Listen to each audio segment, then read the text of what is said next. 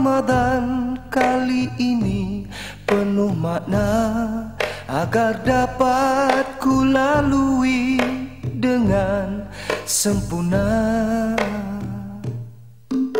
Selangkah demi selangkah, setahun sudah pun berlalu. Masa yang pantas berlalu, hingga tak terasa ku berada di bulan Ramadan.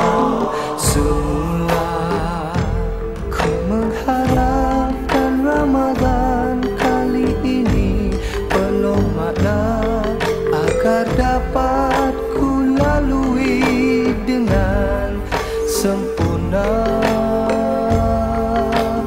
Puasa satu amalan, sebagaimana yang diperintahnya.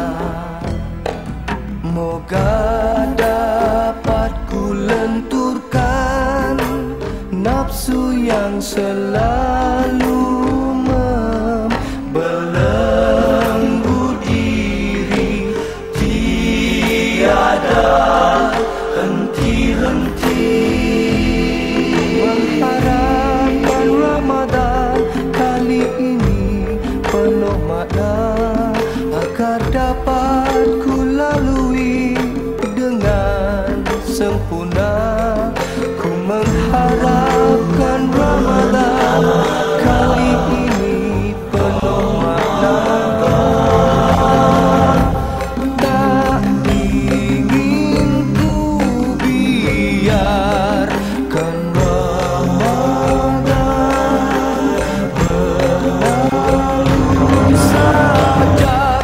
Tuhan pimpinlah daku yang lemah, menghalangi segalanya dengan sabar.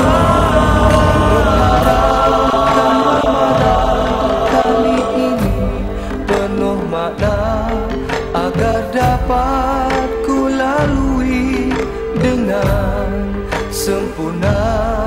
Ku mengharapkan Ramadan penuh makna, agar dapat ku lalui dengan sempurna. Ku memohon pada Tuhan diberikan kekuatan, ku memohon pada Tuhan diterima amanah.